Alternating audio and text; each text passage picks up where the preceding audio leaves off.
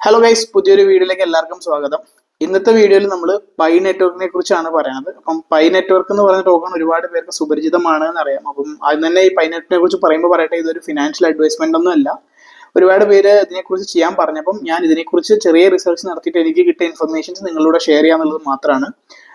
സത്യം പറഞ്ഞാൽ pi network എന്ന് പറയുന്നത്, ഈ പൈ നെറ്റ്വർക്ക് മൈൻ ചെയ്യാൻ തുടങ്ങി എത്ര പേരുണ്ടെന്ന് അറിയില്ല. ഒരുപാട് പേര് എന്തായാലും മൈൻ ചെയ്യുന്നുണ്ടോ, കാരണം ഏകദേശം 60 മില്യണോളം യൂസേഴ്സ് ആണ് ഇപ്പം പൈ നെറ്റ്വർക്കിനുള്ളത്. ആ ടോക്കൺ ഇനി ലോഞ്ച് ആയിട്ട് പോലും ഇല്ല, എന്നിട്ടും 60 മില്യൺ പ്ലസ് യൂസേഴ്സ് ഉണ്ട് എന്ന് പറയുന്നത് വലിയൊരു കാര്യമാണ്. അപ്പം നമ്മൾ 2019 എൻട്രി ചെയ്ത ആൾക്കാരാണെങ്കിൽ 2019 ഇപ്പൊ 2024 കഴിയായി, 2025 ആകുമ്പോഴേക്കും ഏകദേശം 4-5 കൊല്ലമായിട്ട് ഒരുപാട് ബേറിഷ് മൂവ്മെന്റ്, മാർക്കറ്റ് നല്ല രീതിയിൽ ഡൗൺ ആവുകയും ഹൈപ്പ് ഇല്ലാണ്ടാവുകയും ബിറ്റ് കോയിൻ ഇസ് ഡെഡ് എന്നൊക്കെ എത്ര നമ്മൾ കേട്ടിട്ടുണ്ടെന്ന് അറിയില്ല. സോ അങ്ങനെയൊക്കെ ഉണ്ടെങ്കിലും ആ ഒരു ഹൈപ്പ് ഇപ്പോഴും മെയിൻറ്റെയിൻ ചെയ്യുന്ന ഒരു ടോക്കൺ എന്ന് പറയുന്നത് ഈ പൈ നെറ്റ്വർക്ക് ആണ്. അപ്പം അതിന് എന്താണോ 2019 പറഞ്ഞിരുന്നത്, അതിന്റെ പോസിറ്റീവ് എന്തൊക്കെയാണ്, അതിന്റെ നെഗറ്റീവ് എന്തൊക്കെയാണെന്നുള്ളതാണ് ഇപ്പോഴും അതേപോലെ തന്നെ. അതിൽ വലിയ ചേഞ്ചസ് ഇല്ലാണ്ട് കൺസിസ്റ്റൻസി കീപ്പ് ചെയ്യുന്നുണ്ട്. ഒന്ന് നോക്കുമ്പോൾ പോസിറ്റിവിറ്റിയിൽ കുറച്ച് ഇമ്പ്രൂവ്മെന്റ് ഉണ്ടെങ്കിലും മറ്റുള്ള നെഗറ്റീവ് ഇപ്പോഴും വിശ്വസിക്കാത്ത ഒരു കൂട്ടം ആൾക്കാർ അതിനെ തന്നെ ഇരിക്കുന്നുണ്ട്. അപ്പം ഇതിലിപ്പം എന്താണ് എന്റെ കാഴ്ചപ്പാട്, എന്റെ വ്യൂ പോയിന്റ് എന്നാണ് ഞാൻ ഈ വീഡിയോയിലൂടെ പറയുന്നത്. ഒന്നാമത്തെ സംഭവം എന്ന് പറഞ്ഞാൽ 2019 ഈ പൈ നെറ്റ്വർക്ക് എന്ന് പറഞ്ഞ സംഭവം വന്നത്.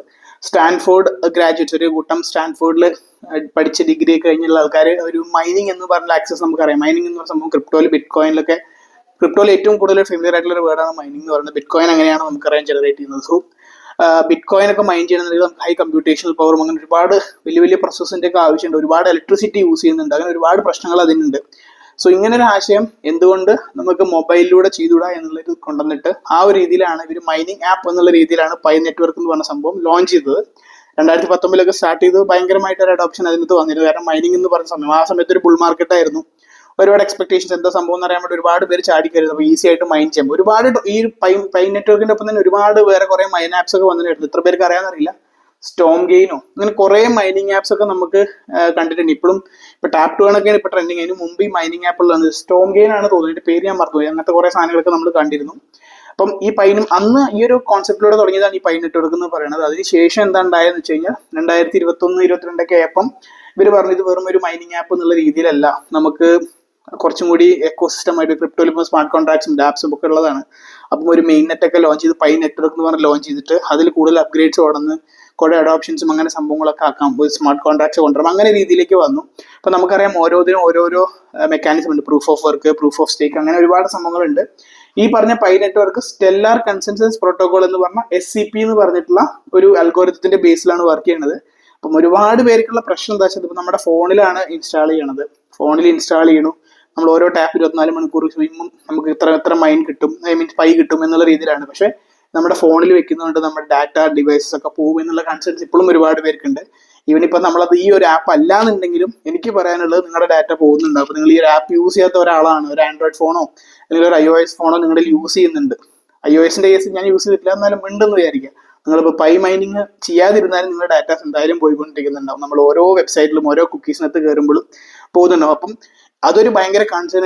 പൈ ചെയ്ത് കഴിഞ്ഞാൽ ശരിയാവില്ല, കാരണം അത് നമ്മുടെ ഡാറ്റാസ് ഒക്കെ വലിക്കുമെന്ന് പറയുമ്പോൾ അത് ചെയ്യാതിരുന്ന ആൾക്കാരുടെ ഡാറ്റാസും വലിക്കുന്നുണ്ട്. സോ അത് നിങ്ങളുടെ മണ്ടത്തരാണ്.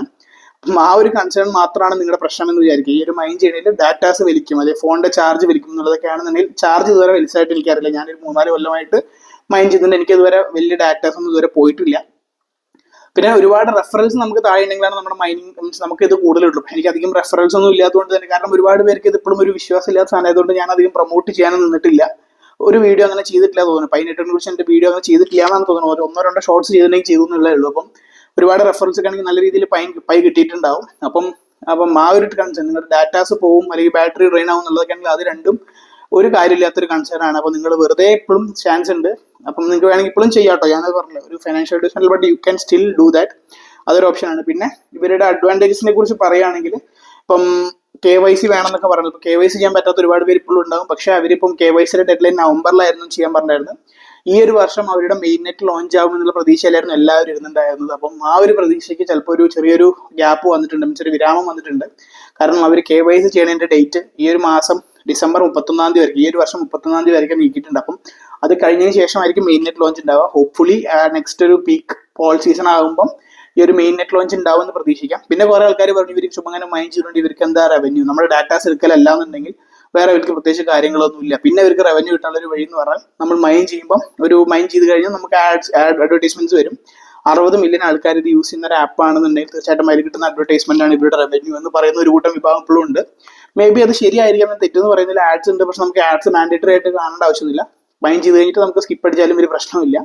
സോ അതും ഒരു കൺസേൺ അല്ല. മീൻസ് നമുക്ക് പറയണമെന്നുണ്ടെങ്കിൽ ഒരുപാട് കാര്യങ്ങൾ പറയാം. ബട്ട് സ്റ്റിൽ നിങ്ങളുടെ കൺസേൺ മീൻസ് ഈ പറഞ്ഞ മെയിൻ കൺസേൺ ഡാറ്റ ഊറ്റുന്നുള്ളത് ഇപ്പോൾ പയ്യല്ല. ഏതാണെങ്കിലും നിങ്ങൾ ഇപ്പോൾ ഏതെങ്കിലും ഒരു പ്ലേ സ്റ്റോറിൽ നിന്ന് ഏതൊരു ആപ്പ് ഡൗൺലോഡ് ചെയ്താലും ഇവിടെ ഇപ്പോൾ യൂട്യൂബ് എടുക്കുകയാണെങ്കിൽ പോലും നിങ്ങളുടെ ഡാറ്റ ഊറ്റുന്നുണ്ടാവും. സോ അതൊരു കൺസേൺ അല്ല. പിന്നെ ഇപ്പം മെല്ലെ മെല്ലെ അഡോപ്ഷൻസ് വന്നുകൊണ്ടിരിക്കുമ്പോൾ ഒരു പൈ എന്ന് പറഞ്ഞ ടോക്കൺ ഹോബി എക്സ്ചേഞ്ചിനകത്താണ് HTX അതിനകത്ത് ലിസ്റ്റ് ആയിരുന്നു. കുറച്ച് എക്സ്ചേഞ്ചിൽ ലിസ്റ്റ് ആയിരുന്നു, പക്ഷേ അതിന് ഡെപ്പോസിറ്റ്സും വിഡ്രോൾസും ഒന്നും ഉണ്ടായിരുന്നില്ല. അത് $300 വരെയൊക്കെ പോയതാണ്. അപ്പം $300 വരെ പോയി.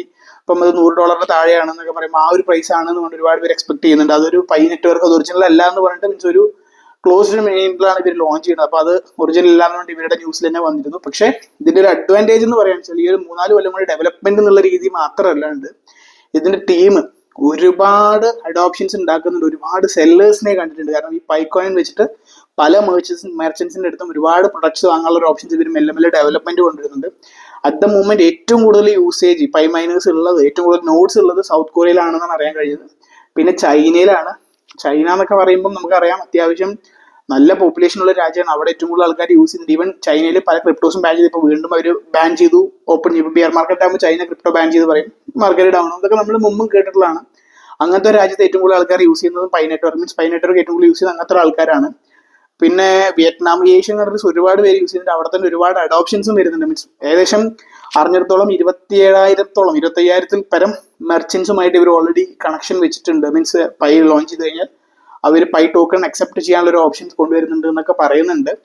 അപ്പം അതൊക്കെ കണ്ടിട്ടായിരിക്കണം നിങ്ങൾക്ക് ടെലിഗ്രാമിലൊക്കെ ഒരുപാട് മെസ്സേജ് വരും. ഇപ്പം എൻ്റെ വീഡിയോ താഴെ ചിലപ്പോൾ വരുന്നത് പൈ വാങ്ങുന്നുണ്ട് $1, $2, $100 എന്നൊക്കെ പറഞ്ഞിട്ട്. സോ മേ ബി നിങ്ങൾക്ക് കൊടുക്കണോ കൊടുക്കണ്ടേ എന്നുള്ള സെക്കൻഡറി ഓപ്ഷൻ ആണ്. അത് എൻ്റെ പേഴ്സണൽ ചോയ്സ് ഞാൻ പറയാം. ഫസ്റ്റ് ഇപ്പം ഇത് ഒരുപാട് പേര് അങ്ങനെ വരുന്നുണ്ട്. കാരണം ഇങ്ങനെ അഡോപ്ഷൻസ് ഒക്കെ ഉണ്ട്.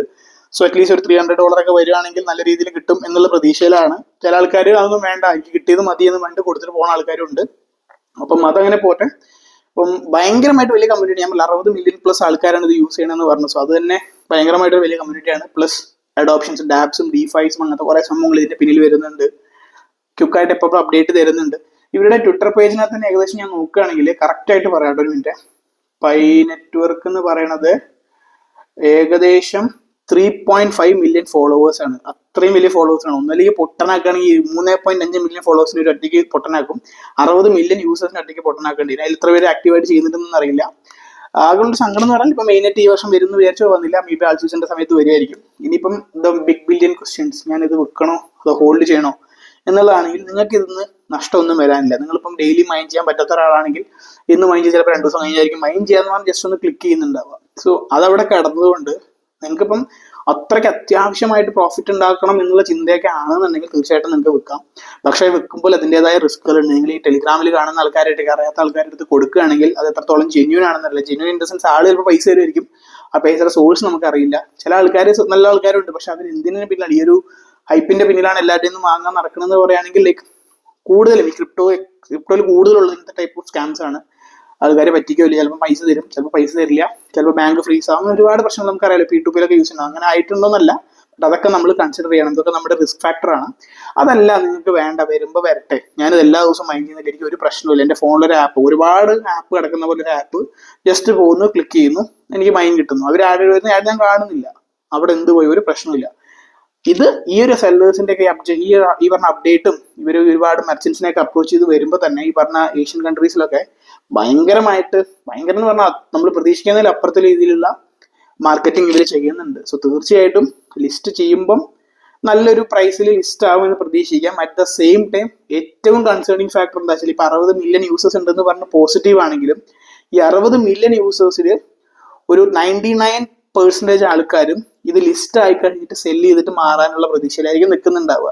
സോ തീർച്ചയായിട്ടും അത്രയും വലിയൊരു ആൾക്കാർ ഒറ്റ ടൈമിൽ സെല്ല് ചെയ്യുകയാണെന്നുണ്ടെങ്കിൽ, ഇനി അതല്ല ഇവർ TG പോലെ എന്തെങ്കിലും കൊണ്ടുവരുമോ, ലോക്ക് സ്റ്റേറ്റ് വരുമോ, അങ്ങനെയൊക്കെ വരും. അങ്ങനെ കുറച്ച് പേർക്കുണ്ട്. ഇപ്പൊ ലോക്ക് ചെയ്യാൻ അങ്ങനെ കുറച്ചുണ്ട്. അതല്ലാണ്ട് ലോക്ക് സ്റ്റേറ്റ് അല്ലാണ്ട് കുറെ ആൾക്കാർ അൺലോക്ക് ചെയ്യേണ്ട, എപ്പോൾ വരും അപ്പോൾ വിൽക്കണം എന്നുള്ള ലെവലിൽ നിൽക്കുന്ന ആൾക്കാരാണെങ്കിൽ തീർച്ചയായിട്ടും പ്രൈസിന് ഒരു ഡംപ് ഉണ്ടാവാൻ നമുക്ക് പ്രതീക്ഷിക്കേണ്ടതുണ്ട്.